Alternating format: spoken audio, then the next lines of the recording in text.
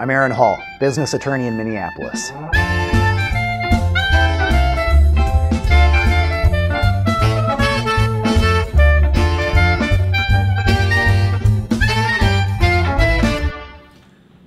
Hello, this is Mark Santee from the law firm of Thompson Hall, Santee, Cerny, and Dooley. I'm a business attorney here in the Twin Cities. I'm here today with Lauren Johnson from American Mortgage and Equity Consultants.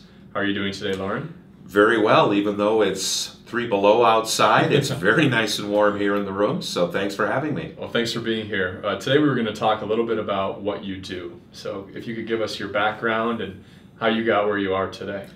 Well, very simply put, I work in the mortgage industry. Most people know what happens in the mortgage industry. I either help people buy homes or refinance the home that they're in. The bigger trick nowadays is you need to be state licensed or federally licensed. You have to show some competency and take a test, which I've done. But it's more to know the types of available products that are out there to help people. 10 years ago, it was real simple. We'd work with a bank, try to find the lowest rate, and that's all we needed to do. Now, it's much more complicated in terms of if it's the first time you're owning a home, there's money available from the state of Minnesota. There may be money available from a city or a county.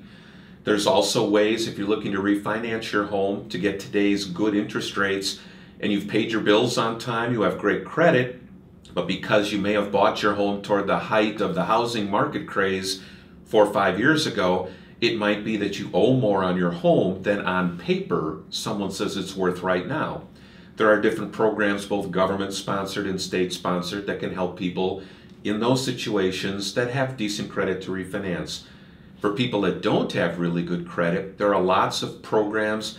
I am not a credit specialist, but having done this for the last 11 years, there are certain things you can do to help people with their credit scores, help them through the maze of talking to credit bureaus to try to get their score not only good enough to buy a home, but in today's market, as you probably know better than I do, Mark, credit scores can be important to your job, to future earnings, to lots of things besides just buying a home. Right, and one of the things I do, I'm interested in personal finance, and I like to help clients who are having financial difficulties. It's obviously very prevalent today, even in 2013. As the economy starts to pick up, it seems that an anchor that people have weighing on them is still their house. Right. They're underwater on their house, or they're not taking advantage of the low interest rates. Now, why typically people would go to their real estate broker first, it would seem. How can you help them in a way that a real estate broker couldn't? Well, I guess I'll break that apart into 2 responses for you. If someone's looking to purchase their new home, it never hurts to get to talk to a real estate professional first. A realtor, it knows an area, knows a market, but their specialty is in helping find a home, negotiating the proper price for that home, and assisting that buyer in every way possible to get them into a home. My specialty is in helping with the bank financing of that loan. I mean, for almost all people, a home that they buy is the biggest financial investment or financial transaction they're ever going to make. Right. So in dealing with, like I mentioned, dealing with the bank or dealing with the intricacies of qualifying for the best possible loan, do you put 3.5% down as a minimum down payment, 5%, 10%, 20%? Those are things that I help with that a realtor may not have necessarily the knowledge or the time to be able to help with, not because they don't care. Realtors are very good people. It's just that their specialty is helping people into the home. My specialty is helping to finance it. The other way to answer the question, though, that you mentioned is when people feel like their home might be an anchor. A lot of times, as you mentioned, it may be a job loss, an unfortunate medical condition. It could be a death in the family. Lots of different reasons why. In those instances, a realtor can help in terms of putting a house on the market to sell, but again, doesn't necessarily deal with the banks in terms of finding a true value, or again, so you sell the house, where will you go to live?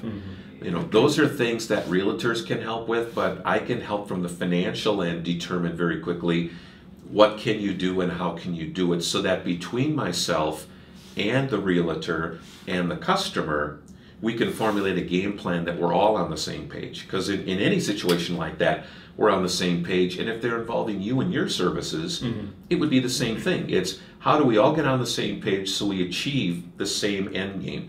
Because the only end game that's right is the end game for the customer. And I don't say that because it sounds nice, but it's true. I mean, at the end result, we want them in a home, and a home that they can afford, and a home that they like. And we're all on that same page, you with what you do, a realtor with what they do, myself in the mortgage business. Good. I understand that the laws are changing a little bit in this area, or the requirements. I believe they're the FHA requirements. Could you talk a little bit about that? Right now, currently, with FHA, it's the easiest way for a person to get into a home in that their credit requirements are a little bit looser than what we call a conventional loan. People hear the words Fannie Mae and Freddie Mac. Those tend to be called conventional loans. An FHA loan is a government-sponsored loan, goes all the way back to the early 30s, and the Federal Housing Authority is where the FHA loan actually started. But you only need 3.5% down, the lowest possible down payment unless you're a veteran. And it also allows you the opportunity to get into a home with a credit score that may be less than what a Fannie Mae or Freddie Mac loan would be. The reason they can afford to be a little more lenient is because they charge something called mortgage insurance. That mortgage insurance basically insures the lender in case of a default or a problem with the loan.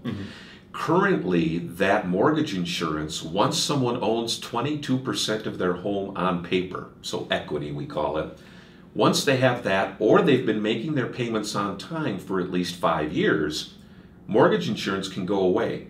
You don't refinance, you don't have to fill out a new enrollment, it just goes away. With the new FHA requirements that'll be starting here this spring, mortgage insurance never goes away, and the cost of that insurance goes up. Now, when they say it only goes up a couple of cents, that's true, but a couple of cents per thousand on a $150,000 home every month adds up very quickly. So for a lot of people, again, it's a question of not only how cheaply can they get in a home has always been the question. Now it's, when's the proper time to get into a home? Is it better to get in cheaper with FHA, knowing full well that you may be paying mortgage insurance, which is tax deductible, but it's an extra expense? Do you want to continue paying that? Is it better to maybe wait a couple of months and be able to afford a conventional loan? And again, putting that game plan together. That's a lot to think about, and it sounds like your services probably pay for themselves in the long run. Like you said, buying a home is a major investment, probably one of the biggest investments in a person's life. I think it's great that they take an active role in purchasing the house and seek out professionals like yourself. Why don't you tell folks where they can reach you if they're interested in your services? Easiest way to reach me would either be on the internet. You can go to my website address, which is www.loren, L-O-R-E-N, Knows, mortgages.com. You can email me at Loren, Loren.Johnson, with an O, at amecinc.org, or you can call me, 651-226-4363. That goes directly to my phone. It's a cell phone. It's always with me. I answer my phone until 10 o'clock every evening. Well, thanks a lot, Loren. I appreciate you being here today. Thank you, Mark, thanks very for much. watching. I'm Mark Santee with Thompson Hall, Santee, Cerny, and Dooley. Thank you.